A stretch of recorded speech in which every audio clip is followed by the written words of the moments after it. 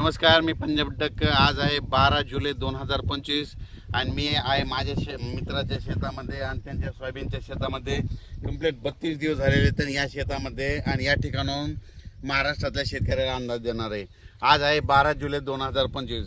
आणखीन तुम्हाला एक सांगतो की राज्यामध्ये 13 जुलै आणि 14 जुलैच्या दरम्यान राज्यामध्ये तुम्हाला सांगायचं झालं तर लातूर जिल्हा, सोलापूर जिल्हा, बीड जिल्हा, नगर जिल्हा, परभणी जिल्हा, जालना जिल्हा, संभाजीनगर, त्याच्यानंतर नांदेड जिल्हा ह्या भागामध्ये विखुरलेल्या स्वरूपाचा म्हणजे 13, 14, 15च्या दरम्यान भाग बदलत पाऊस येणार आहे। सर्वदूर नाही पडणार पण भाग बदलत 13, 14च्या दरम्यान पाऊस येणार आहे म्हणून हा अंदाज लक्षात येतो।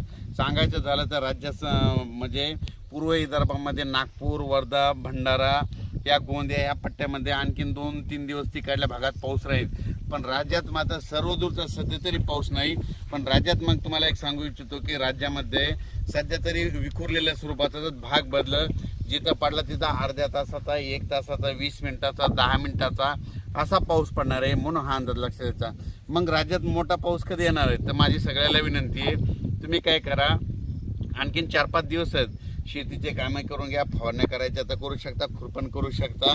कारण की राज्यामध्ये 17-18च्या नंतर काय होणार आहे, तामिळनाडू, आंध्र प्रदेश आणि कर्नाटक या भागामध्ये आतापर्यंत 1-1.5 महिना झाला पाऊस नाही। मग आता तिकडे पाऊस सक्रिय होणार आहे म्हणजे ते 17-18 तारखेपासून तिकडे सक्रिय झाल्याच्या नंतर तो पाऊस मध्ये 18, 19, 20च्या दरम्यान मग परत कोणत्या भागात पडणार आहे की ज्या भागामध्ये पाऊस नाही पडला। मग त्याच्यामध्ये तुम्हाला सांगतो की त्याच्यामध्ये लातूर जिल्हा, धाराशिव जिल्हा, सोलापूर जिल्हा, सांगली, नगर, कडाष्टी, पाटोदा या भागामध्ये मग 18 तारखेच्या नंतर म्हणजे 18 जुलैच्या नंतर परत तिकडल्या भागात दक्षिणेकडे पाऊस सक्रिय होणार आहे म्हणून हा अंदाज लक्षात घ्यायचा। म्हणजे सांगायचं झालं तर तुम्हाला सांगू इच्छितो राज्यात मात्र पुन्हा परत 20 तारखेच्या नंतर आणखीन पाऊस वाढतच जाणार आहे। पण 18च्या नंतर काय होणार आहे की जे पट्टा आहे म्हणजे कोणता जे भाग पावसापासून वंचित झालेला आहे, लातूर जिल्हा, बीड जिल्हा, सोलापूर जिल्हा, नगर जिल्ह्याचा काही भाग म्हणजे हे भाग आणि सांगली जतचा काही भाग, पंढरपूर या भागामध्ये तुम्हाला सांगू इच्छितो तुमच्यासाठी खरंच आनंदाची बातमी, 18 जुलैच्या नंतर तुमच्या इकडे पाऊस चांगला सक्रिय होणार आहे। कारण की काय होणार आहे, कर्नाटक, आंध्र प्रदेश, तामिळनाडू, केरळकडे तिकडे पाऊस सक्रिय होणार असल्यामुळे आता तिकडचा पाऊस आपल्याकडे येणार आहे। त्याच्यामुळे राज्यात 18च्या नंतर आपल्या इकडं दक्षिण भागात महाराष्ट्राच्या दक्षिण महाराष्ट्राकडे पाऊस सुरुवात होईल। 18च्या नंतर तिकडे सुरू होईल, त्याच्यानंतर 19च्या नंतर थोडा पुढं सरकेल, 20ला पूर्ण आणखीन पुढं सरकेल, मग 24च्या मग जुलैच्या शेवटच्या आठवड्यात राज्यात मात्र सगळीकडे पाऊस होईल म्हणून हे लक्षात द्यायचं। बरेच शेतकऱ्याचे फोन आले की सोलापूर जिल्ह्याचे आले, लातूर जिल्ह्याचे आले, बीड जिल्ह्यातले आले, यावर्षी दुष्काळ पडतो की काय। मी म्हणलं तर मला सांगतो दुष्काळ काही वगैरे पडणार नाही। काय असतं राज्यामध्ये समजा पूर्व विदर्भाकडे जर पाऊस सुरू असला तर इकडला भाग काय करतं वंचित असतो म्हणून हे तुम्हाला एक सांगतो। तसंच आता काय झालं की आणखीन समजा आज आहे 12 जुलै आणि 13 जुलैच्या दरम्यान तुम्हाला सांगतो की इकडं जळगाव जिल्हा, इकडं धुळे, नंदुरबार ह्या पट्ट्यामध्ये आणखीन 1-2 दिवस 12-13च्या दरम्यान तिकडल्या भागामध्ये तुरळक ठिकाणी भाग बदलत तिकडं पाऊस पडणार आहे म्हणून हे लक्षात द्यायचं। पण परत आणखीन एक सांगतो की राज्यातल्या मराठवाड्यातल्या शेतकऱ्यासाठी आनंदाची बातमी, काल जायकवाडी धरण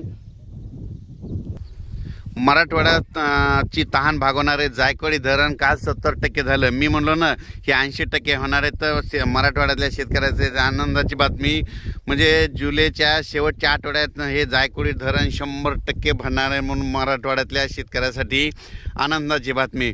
पण राज्यात मात्र जे जिल्हे तुम्हाला सांगतो की पूर्व विदर्भ, पश्चिम विदर्भ आता तिकडला पाऊस म्हणजे काही रिसोड काही असा भाग आहे तिथं पेरण्यातसुद्धा पाऊस जास्त झाल्यामुळे त्यांना वापसा नाही तर पेरण्या राहिले तर त्यांना सांगू इच्छितो ह्या 2-4 दिवसामध्ये ऊन पडणार आहे, सूर्यदर्शन होणार, तितक्यामध्ये तुम्ही काय करा तुमच्या पेरण्या करून घ्या। कारण की तुम्हाला आणखीन 18 तारखेपर्यंत थोडीफार उघाड भेटणार आहे म्हणून तुम्ही तुमच्या पेरण्याची तयारीला लागा। त्याच्यानंतर राज्यामध्ये सांगायचं झालं तर जे वंचित जिल्हे आहेत म्हणजे पावसावाचून बीड जिल्हा, लातूर जिल्हा, सोलापूर जिल्हा, धाराशिव जिल्हा, नगर जिल्ह्याचा काही भाग, तसेच कडाष्टी ह्या भागामध्ये पाऊस पडलेला नाही. तर तिकडल्याला सांगू इच्छितो की आता उद्यामध्ये 13, 14, 15च्या दरम्यान विखुरलेल्या स्वरूपाचा एक पाऊस येणार आहे. म्हणून तुमच्यासाठी एक आनंदाची बातमी. सर्वदूर पडणार नाही, फक्त पाऊस येणार आहे, मात्र भाग बदलत पडणार आहे. त्याच्यानंतर मात्र 18 तारखेच्या नंतर मात्र कर्नाटक तिकडं, आंध्र प्रदेश, तामिळनाडूकडं पाऊस तिकडं सक्रिय होत असल्यामुळं आत्तापर्यंत 1 महिना झालं तिकडं पाऊसच नव्हता आणि ते पाऊस आता सक्रिय होणार आहे. आणि ते पाऊस मात्र दक्षिण महाराष्ट्राकडे चांगला बरसणार आहे. म्हणून हे त्यांच्यासाठी आनंदाची बातमी. ही मी हे जे अंदाज दिलेला आहे, आमच्या गावचे आपले मित्र सोबत राहणारे, त्यांची ही सोयाबीन आहे. अचानक 34 दिवस झाले, तिला फुलं देखील लागलेले. आणि या सोयाबीनच्या शेतामधून आम्ही हे अंदाज दिलेला आहे. आणि पाहू शकता हे आमच्या इकडलं पिकं कसे भरभराटीला आलेत आणि पाहू शकता ही कापसं देखील कसे आहेत.